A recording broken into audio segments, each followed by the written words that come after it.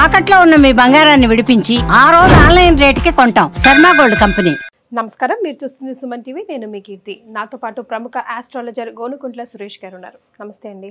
నమస్కారం కీర్తి గారు. ధనుసు రాశి నుంచి సూర్యుడు మకరంలోకి ఎంటర్ అవుతున్నాడు. ఇప్పుడు మనం చేయాల్సింది కూడా మకర రాశి. ఎలాగో ధనుసు రాశి వారికి కొంచెం బ్యాడ్ ఇంపాక్ట్ హెల్త్ పరంగా చూపిస్తూనే ఉన్నాడు సూర్యుడు. మరి ఇప్పుడు మకర రాశి వారి పరిస్థితి ఏంటంటారు?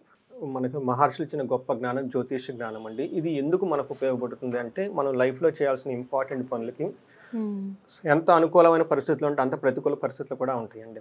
అయితే ఈ ప్రతికూల పరిస్థితులు ఎప్పుడు ఎలా మనకు ఉంటాయి అనేది జ్యోతిష శాస్త్ర జ్ఞానం మనం తెలుసుకొని తదనుగుణంగా మనం చక్కగా ప్లాన్ చేసుకోవాలన్నమాట. అయితే మనిషి చేసే పనులు ధర్మార్థ కామ మోక్షాలు ఎలాంటి వాళ్ళైనా సరే భూమి మీద ఎక్కిన తర్వాత లాస్ట్ వరకు చేయాల్సిన పనులు ఈ 4 ఉంటాయండి.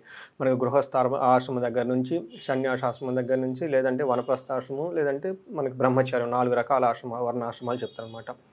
ప్రతి ఒక్కళ్ళు కూడాను ఎవరైనా సరే ఫైనల్గా ఈ ధర్మార్థ కామ మోక్షాలే చేయాలన్నమాట. దీనికి పురుష అర్థం అంటే ఒక పురుషుడు సాధించాల్సిన సంపదలు అంటారు అనమాట. అర్థం అంటే అనమాట సంపదలు.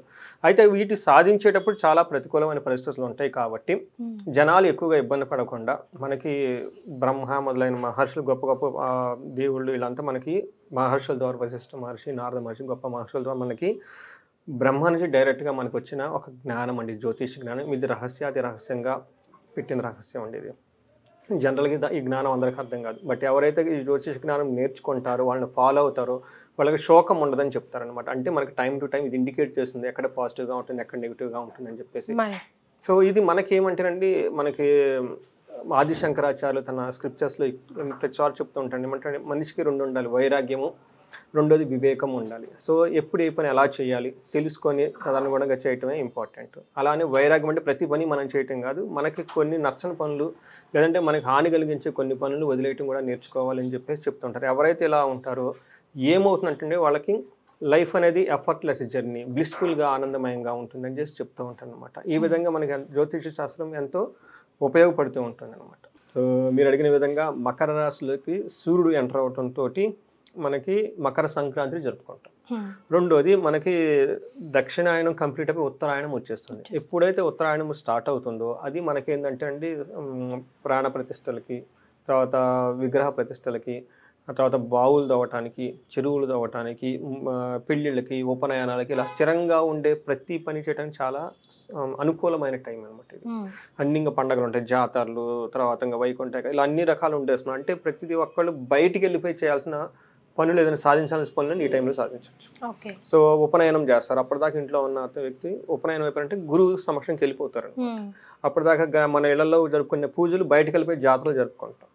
తర్వాత దేవుడు లేడు, దేవుడు మనం తీసుకొచ్చి ప్రతిష్ఠ చేసేస్తాం, ఊరు బయటకు తీసుకొచ్చేస్తాం. అలా అందుకని చెప్పి మకర రాశిలో ఎంటర్ అవడంతో మనకు ఉత్తరాయణం స్టార్ట్ అయిపోతుంది. అయితే మనకి సూర్యుడు ఒక కండిషన్ పెడతాడండి. ఏంటంటే తను ఉన్న రాశిలో తను ఉన్న వేడికి మంచి శుభాన్ని ఇవ్వడం. సో మకర రాశి వాళ్ళకి ఏమవుతుందంటేనండి కొన్ని విషయాలు పర్టికులర్ హెల్త్ విషయంలో చాలా కాంప్లికేటెడ్గా ఉంటుంది. మనకి సూర్యుడు ఆరోగ్య ప్రదాత. అయితే సూర్యుడు ఎక్కడైతే ఉంటారో ఆ ఉన్న ప్లేస్లో వాళ్ళకి ఆరోగ్యం చెడిపోతుంది. మీరు కనుక గమనించారనుకోండి, మనకి హార్ట్ అటాక్స్ వచ్చినా, హార్ట్ బర్నర్స్ వచ్చినా కానీ వాళ్ళ జన్మరాశిలో కనుక సూర్యుడు జన్మరాశిలో ఉన్న వాళ్ళకి ఎక్కువ అవుతుంటాయి. అందుకని చెప్పేసి సంథింగ్ ఆ ఉన్న 15 days ఎందుకంటే ఎంటర్ అయిన ఫస్ట్ 15 days ఇంపాక్ట్ చాలా ఎక్కువ ఉంటుంది అనమాట. చెస్ట్ పార్ట్లో some congestion, some breathlessness, some problem అయితే ఉంటుంది అనమాట. అట్లీస్ట్ గుండె దడదడ కొట్టుకోవటం, లేదంటే మనకు ఓవర్గా గ్యాస్ట్రైటిస్ వచ్చేసి పట్టుకొని బాగుంటాం. సమ్ చెస్ట్ రిలేటెడ్ కంపల్సరీ ఉంటుందండి. అనవసరం కింద పడి ఇక్కడ దెబ్బ తగలటం, ఈ చెస్ట్ రీజన్ ఖచ్చితంగా ప్రాబ్లం ఉంటుంది అనమాట. సో మనం ఇంకా డీటెయిల్గా చూద్దాం ఎలాంటి ప్రాబ్లమ్స్ని లేదంటే ఎలాంటి ఆపర్చునిటీస్ని వేరే గ్రహాలు ప్లస్ సూర్యుడు ఇవ్వబోతున్నాడో చూద్దాం. మనకి ఇందులో మకర రాశి కనుక చూసుకుంటేనండి ఉత్తరాషాఢ 2, 3, 4 పాదాలు, శ్రవణం 1, 2, 3, 4 పాదాలు, ధనిష్ట 1, 2 పాదాలంతా మనకి మకర రాశిలో ఉంటాయి. అంతేకాకుండా పేరు బలం కనుక మనం చూసుకుంటే వీళ్ళకి బో, జా, జీ, జూ, జే, జో, ఖా, గా, గి ఈ అక్షరాలు లేదా మోరార్లెస్ ఇదే సౌండ్తో ఉన్న పేర్లు కలిగి ఉన్న వాళ్ళంతా మకర రాశిని మనం గమనించుకోవాలి. మన ప్లానెట్స్ గ్రహ స్థితిని కనుక మనం చూసుకుంటే వీళ్ళకి మకర రాశిలో మనం ఇందాక అనుకున్నట్టు 14వ తారీఖు జనవరి 14 మూవ్ అవుతున్నారండి. బుధుడు ధనుసు రాశిలోను, శుక్రుడు కుంభరాశిలో ఉన్నారు. కుజుడు వచ్చేటప్పటికి వీళ్ళకి మిథున రాశిలోకి ఎంటర్ అవుతున్నాడు. అంతకుముందు వాళ్ళకి కర్కాటక రాశిలో ఉంటారనమాట. 21st తర్వాత మిథున రాశిలోకి మూవ్ అవుతున్నారు. ఈ ప్లానెట్ యొక్క కాంబినేషన్ కనుక మనం చూసుకుంటే ఎలా ఉండబోతుందంటే వీళ్ళకి ఫస్ట్ 15 డేస్ అంటే సూర్యుడు మారకముందు మారిన తర్వాత కనుక గమనించుకుంటే ఎలా ఉంటుందంటే ధనచ్ఛేదం, శోకం, పుష్టిం, అఖిల భోగం అని చెప్తారు.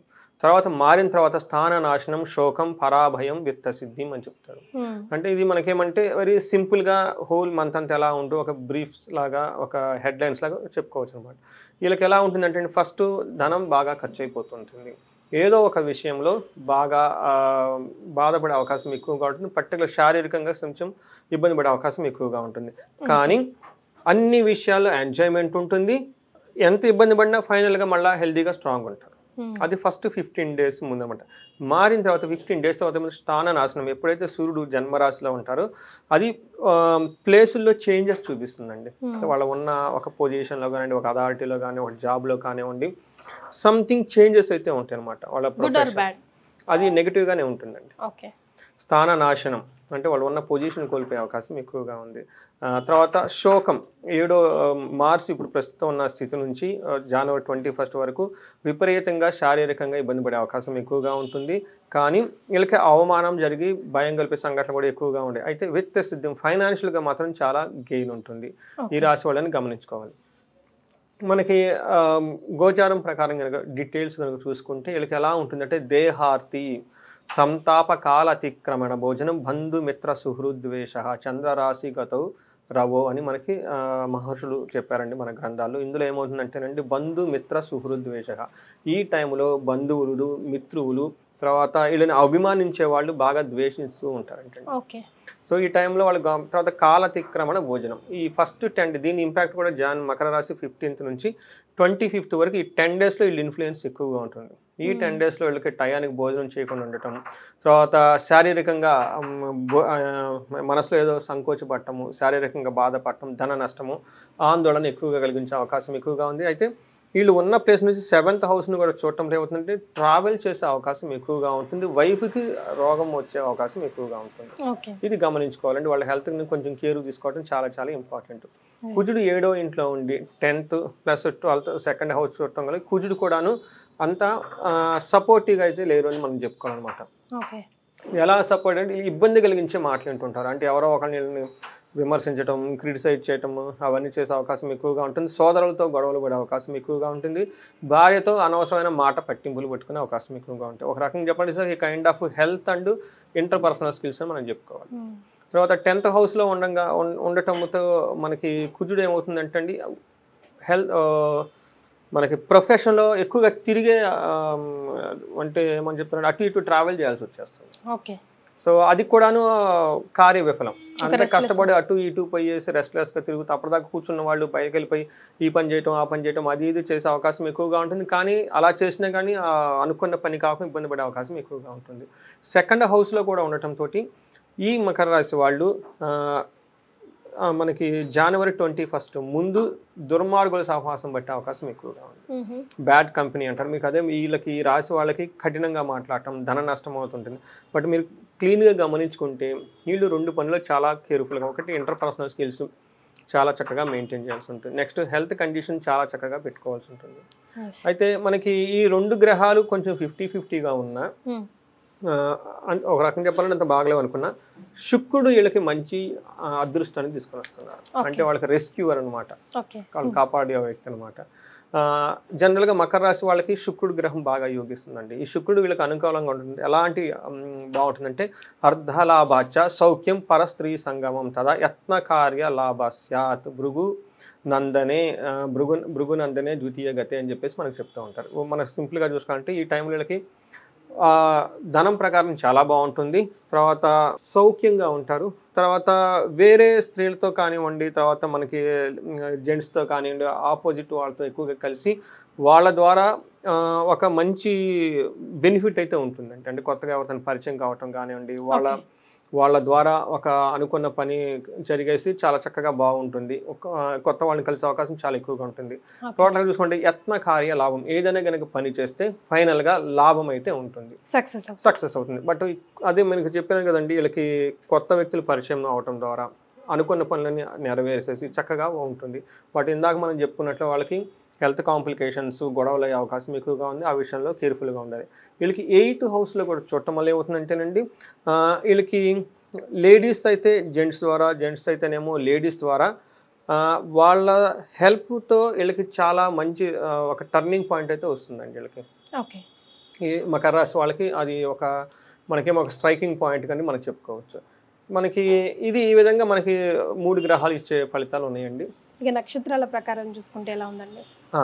మనకి నక్షత్రాలు 3 నక్షత్రాలు ఉంటాయండి. అది ఉత్తరాషాఢ, శ్రవణం, ధనిష్ట. మనకి ఉత్తరాషాఢ కనుక చూసుకుంటే 3 విషయాల్లో చాలా పాజిటివ్గా ఉంది, 3 విషయాల్లో కొంచెం నెగిటివ్గా ఉంది. ఫస్ట్ ఎక్కడ పాజిటివ్గా ఉంటుందంటే వీళ్ళకి సౌఖ్యంగా ఉంటుంది, ధనలాభం ఉంటుంది. ఇవి అన్ని 2 పాజిటివ్గా ఉంటుంది. ఎక్కడ వీళ్ళకి నెగిటివ్గా ఉండే అవకాశం ఎక్కువగా ఉందంటే ఐశ్వర్యవంతం కూడా ఉంటుంది. ఈ ఐశ్వర్యవంతంగా కూడా చాలా బాగుంటుంది. కానీ 2 విషయాలు కేర్ఫుల్గా ఉండాలి. ఒకటి మృత్యు భయం ఉంటుంది వీళ్ళకి. ఇది కూడా జనవరి 11th ముందు. ఓకే. తర్వాత నాశనం, ఏదో ఒక పని వీళ్ళు చక్కగా అవుతుంది అనుకున్న ఒక ఆలోచనతో ఉన్నప్పుడు అది పని కాకుండా ఇబ్బంది పడే అవకాశం ఎక్కువగా ఉంటుంది. ఓకే. ఇది మనకి సౌఖ్యంగా అయితే బట్టి ఉంటారండి. ఇది కూడా జనవరి 22 వరకు అయితే ప్రాబ్లం ఏముండదు, చాలా కంఫర్టబుల్గా లగ్జరీగా ఉంటారు. మనకి తర్వాత శ్రవణం నక్షత్రం కనుక చూసుకుంటే వీళ్ళకి 3 విషయాల్లో ప్రాబ్లంగా ఉంటుంది, 3 విషయాల్లో ఛాలెంజింగ్గా ఉంటుంది. ఫస్ట్ ఎక్కడ ప్రాబ్లంగా ఎక్కడ ఫస్ట్ పాజిటివ్ ఎక్కడ ఉంటే ఫస్ట్ టోటల్గా సౌఖ్యంగా ఉంటారు, మంచి మంచి ఫంక్షన్స్ అటెండ్ అవుతారు, ధన లాభం ఉంటుంది. సో నెగిటివ్గా ఎక్కడ ఉంటుందంటే వీళ్ళకి ధనహీనత ఉంటుంది, వచ్చిన ధనం సరిపోక ఇంకా ధనం కావాల్సి వచ్చే అవకాశం ఎక్కువగా ఉంటుంది. మృత్యు భయం ఉంటుందండి. ఈ శ్రవణం నక్షత్రం వాళ్ళకి కొంచెం కేర్ఫుల్గా ఉండాలి. అలానే 24th నుంచి మంత్ ఎండ్ వరకు అనవసరంగా వీళ్ళే స్వయం కృతాపరాధం, ఒక ఇగ్నోరెంట్తో ఏదో ఒక పని చేసి కావాల్సిన కార్యాన్ని లేదంటే రావాల్సిన పనిని వీళ్ళే పాడు చేసుకునే అవకాశం కూడా ఎక్కువగా కల్పిస్తుంది. కాబట్టి వీళ్ళు కొంచెం కేర్ఫుల్గా ఉండడం ఎంతైనా అవసరం. ధనిష్ట నక్షత్రం వాళ్ళకి లాభప్రదంగా ఉంటుంది, సౌఖ్యంగా ఉంటుంది, మంచి మంచి ఫంక్షన్స్ అన్ని అటెండ్ అవుతారు. ఎక్కడ ఛాలెంజింగ్ ఉంటుందంటే వీళ్ళకి మృత్యు భయం, ధనహీనత ఉంటుంది. టయానికి డబ్బులు సరిపోక, అంటే ఇంతకు ముందు చేసిన కమిట్మెంట్లు ఎక్కువ ఉంటాయండి వీళ్ళకి. ఎందుకంటే మకర రాశి వాళ్ళకి ఏలినాటి శని నడుస్తూ ఉండటం వల్ల ఇంతకుముందు అప్పులు అవన్నీ చేస్తుంటారు. ఇప్పుడు ధన ప్రభావం వస్తుంది, కానీ వాళ్ళకు పే చేయాల్సిన అమౌంట్స్ ఎక్కువ ఉంటాయి అనమాట. ఎక్కువ ఉండి కలిసి చేయి జారి ఎక్కువ వెళ్ళిపోతూ ఉంటుంది అనమాట. అందుకని ధన లాభము చూపిస్తుంది, ధనహీనత చూపిస్తుంది. అలా వచ్చేస్తాయి. ఒకరోజు బీరువాలో పెట్టుకుంటారో లేదా ఒక గంట ఉంటాయో, 2వ గంటలో అటు వెళ్ళిపోతారు. అందుకని వాళ్ళకి ఆనందం లిమిటెడ్గా ఉంటుంది ఈ టైంలో. బట్ మృత్యు భయం ఉంటుందండి. ఓవరాల్గా ఈ మంత్ జనవరి 11th వరకు లాభప్రదం కూడా ఉంటుంది. సో మృత్యు భయం అంటున్నారు, లాభ ప్రభావం, 2 ఉన్నాయి, 2 sides of the same coin లాగా. మరి ఏం రెమెడీస్ సూచిస్తారు? ఈ రెమెడీస్ చూసుకుంటానండి. ఫస్ట్ ఉత్తరాషాఢ నక్షత్రం వాళ్ళకి జెంట్స్ అయితే లేడీస్ ద్వారా, లేడీస్ అయితే జెంట్స్ ద్వారా అనుకున్న పనిలో కాకుండా ఇబ్బంది పడే అవకాశం ఎక్కువ ఉంటుంది. వాళ్ళు ఆటంకాలు కలిగించే వ్యక్తులు ఉన్నారు, అది గమనించుకోవాలి. రెండోది, మీరు రెమెడీస్ అడిగారు కదండి, ఇందులో శ్రవణం నక్షత్రం వాళ్ళకి కొంచెం కేర్ఫుల్గా ఉండాలి. వాళ్ళకి రాహు యొక్క ఇంపాక్ట్ ఉండటంతో దుర్గాదేవి బాగా ధ్యానించాలి. కొంచెం బాగుందండి మేము చక్కగా చేసుకుంటామంటే వీళ్ళకి ఏం చెప్తారంటే చండీ హోమం, చండీ పారాయణ కనుక చేయించగలిగితే చాలా చక్కగా బాగుంటుంది. ఉత్తరాషాఢ నక్షత్రం వీళ్ళకి మన్యు పాశుపత హోమం చేయించుకున్నా, లేదంటే వీళ్ళకి మహన్యాస పూరక ఏకాదశి రుద్రాభిషేకం చేసుకున్నా చాలా బాగుంటుంది.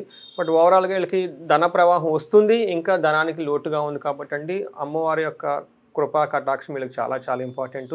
ఆల్రెడీ శుక్రుడు ఒక్కలే వీళ్ళకి యోగతని ఇస్తున్నాడు. కాబట్టి శుక్రవారాలు కొంచెం నిష్టగా ఉండేసి, తర్వాత శ్రీ సూక్తం చదువుకున్న, కనకదార స్తోత్రం చదువుకున్న, కొంచెం ఎవరైనా కనుక చేయించగలిగితే కనుక వీళ్ళకి ఏం చెప్తారంటే మనకి కుబేర పాశుపత హోమం చేయించుకున్నా కానీ చాలా బాగా కలిసి వచ్చేస్తుందండి. సో ఈ 3 నక్షత్రాల వాళ్ళకి, 3 నక్షత్రం వాళ్ళకి ఇవన్నీ. Right. Thank you so much అండి. Thank you.